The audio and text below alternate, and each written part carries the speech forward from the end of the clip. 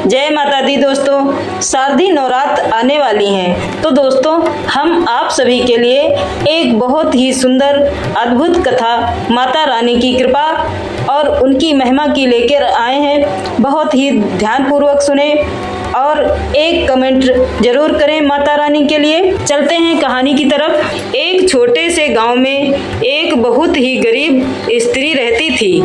लोग उसे बुढ़िया कहकर पुकारते थे। उसका ना कोई परिवार था, ना धन दौलत, ना संतान। जीवन की आवश्यकताएं भी बड़ी कठिनाई से पूरी होती थीं।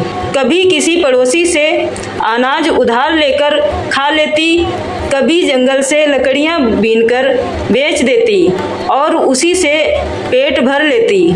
लेकिन उसके जीवन की सबसे बड़ी संपत्ति थी देवी माँ के प्रति उसकी अटूट भक्ति। हर दिन सुबह उठकर वह अपनी झोपड़ी के बाहर मिट्टी का छोटा सा दिया जलाती। अगर फूल मिलते तो देवी को चढ़ाती, वरना केवल तुलसी के पत्ते ही अर्पित कर देती। वह अक्सर कहती, माँ मेरे पास देने को कुछ नहीं है, केवल यह सच्चा मन है, इसे ही स्वीकार करो।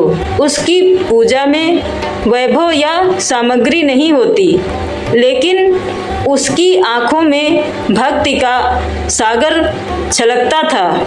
गांव के लोग कभी कभी मजाक भी उड़ाते, अरे बुढ़िया, तेरी पूजा से क्या होगा? देवी माँ सोने चांदी से सजे मंदिरों में रहती हैं। तेरा यह मिट्टी का दिया और सूखे पत्ते उनके किस काम के? पर बुढ़िया मुस्कुरा देती और कहती, माँ को सोने चांदी से क्या लेना देना? माँ को तो मन से लगाव है। मेरे पास सोना नहीं, पर मन तो है, वह मैं हर दिन माँ को समर्पित करती हूँ। दिन महीने वर्षों में बीत गए। बुढ़िया बूढ़ी से और बूढ़ी होती गई। चेहरा झुर्रियों से भर गया, हाथ कांपने लगे, पर पूजा की उसकी परंपरा कभी टूटी नहीं। हर सुबह वह दीप जलाती और देवी माँ का नाम लेकर दिन का शुरुआत करती। लेकिन संसार का नियम है कि जो जन्मा है उसे एक ना एक दिन जाना भी है। उसकी आयु पूरी हो चुकी थी। यमलोक में चित्रगुप्त ने हिसाब लगाकर यमराज से कहा, हे धर्मराज, इस स्त्री का जीवन काल समाप्त हो चुका है, अब इसके प्राण ले लिए जाने चाहिए। यमराज ने आदेश दिया, जाओ इसे यमलोक ले आओ। इसके जीवन की डोर अब और नहीं बढ़ाई जा सकती। यमदूत प्रकट हुए और गांव की ओर चल पड़े। उस रात बुढ़िया अपने आंगन में बैठी थी। दीपक जल रहा था और वह धीरे धीरे देवी माँ का नाम जप रही थी। जय माँ दुर्गे, जय माँ अम्बे। तभी अचानक वातावरण बदल गया। आकाश में हल्की गर्जना हुई और दो भयानक यमदूत वहां प्रकट हो गए।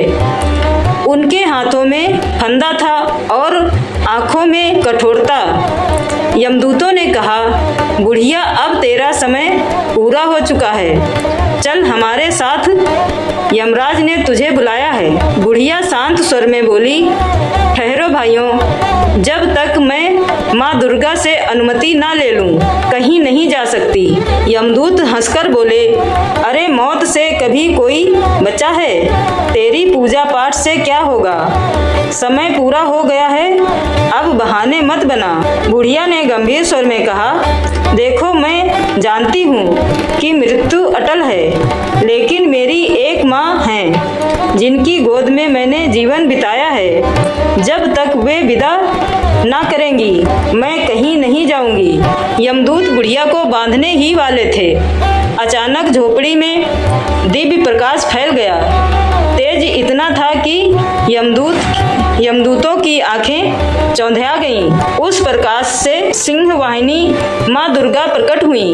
उनके 10 भुजाएं में अस्त्र चमक रहे थे। सिंह गर्जना कर रहा था और उनके मुखमंडल से करुणा झलक रही थी। माँ ने गगन भेदी स्वर में कहा, रुको, यह मेरी अनन्य भक्त है, इसे जीवन भर केवल मेरा नाम जपा है, इसे छूने का साहस भी मत करना। यमदूत भयभीत होकर कांपने लगे। वे झुककर बोले, माता हमें क्षमा करें, हम तो केवल धर्मराज के आदेश का पालन करने आए हैं। माँ ने कठोर स्वर में कहा, धर्मराज के आदेश से बड़ा आदेश मेरी भक्ति है। जिसने मुझे अपना सर्वस्व मानकर पूजा, उसकी रक्षा मेरा कर्तव्य है। यमदूत तुरंत यमलोक लौट गए और यमराज को सारी बात बताई। यमराज स्वयं प्रकट होकर बुढ़िया के घर पहुँचे। वे गंभीर स्वर में बोले, माता मृत्यु तो साक्षात नियम है। यदि यह स्त्री यमलोक नहीं जाएगी तो व्यवस्था कैसे चलेगी? सबको जन्म और मृत्यु का पालन करना होता है, यह विवाद उचित नहीं है। माँ दुर्गा ने शांत स्वर में कहा, धर्मराज नियम सत्य है, भक्ति की शक्ति भी सर्वोच्च है। यह स्त्री मेरे चरणों में जीवन भर समर्पित रही है। इसके पास ना धन था ना वैभव, पर हृदय में मेरी अटूट श्रद्धा थी। ऐसी आत्मा को लेने का अधिकार तुम्हें नहीं है, केवल मुझे है। यमराज ने विनम्र होकर कहा, माता यदि आपकी इच्छा है तो मैं विरोध नहीं करूँगा, परंतु कृपा करके मार्ग बताएं कि संसार का संतुलन कैसे बना रहेगा। माँ बोली, संतुलन बिगड़ेगा नहीं। जो पाप करेगा, जो धर्म से भटकेगा, वह तुम्हारे लोक जाएगा और अपने कर्मों का फल भोगेगा। लेकिन जो सच्चे मन से भक्ति करेगा, सत्य और धर्म के मार्ग पर चलेगा, वह सीधे मेरे लोक को प्राप्त होगा। यह नियम भी धर्म ही है। इसके बाद माँ दुर्गा ने बुढ़िया की ओर देखा। उनकी आंखों में करुणा और स्नेह था। माँ बोली, हे भक्तिन, तेरी भक्ति ने मुझे प्रसन्न कर दिया है। तेरे पास भौतिक साधन नहीं थे, लेकिन तेरा मन निर्मल और अडिग था। आज से मृत्यु तुझे छू भी नहीं सकती। मैं तुझे मोक्ष प्रदान करती हूँ। तू मेरे लोक में सदा निवास करेगी। बुढ़िया आंसुओं से भरी आंखों से बोली, माँ मैंने तो केवल तुम्हारा नाम लिया है, यह सब आपकी कृपा है। मेरे जैसे तुच्छ प्राणी पर इतनी दया क्यों? माँ मुस्कुराई और बोली, भक्ति में बड़ा छोटा कुछ नहीं होता। जिसने सच्चे मन से पुकारा वह मेरा है और मैं सदैव उसके साथ हूँ। यमराज ने भी बुढ़िया को प्रणाम किया और बोले, तेरी भक्ति ने मृत्यु तक को रोक दिया। ऐसे भक्त दुर्लभ होते हैं। तुझे प्रणाम है। फिर आकाश से एक दिव्य विमान उतरा। माँ दुर्गा ने स्वयं बुढ़िया को उसमें बैठाया और अपने लोक ले गईं। पूरा गांव यह अद्भुत दृश्य देखकर आश्चर्यचकित रह गया। सब लोग आपस में कहते, हम तो सोचते थे कि यह बुढ़िया व्यर्थ ही पूजा करती है, लेकिन देखो इसकी भक्ति ने मृत्यु को भी रोक दिया। सचमुच सच्ची भक्ति सबसे बड़ी शक्ति है। इस कथा से हमें यह शिक्षा मिलती है, भक्ति की शक्ति असीम है। यदि मन सच्चा हो तो साधन की कमी से कोई फर्क नहीं पड़ता।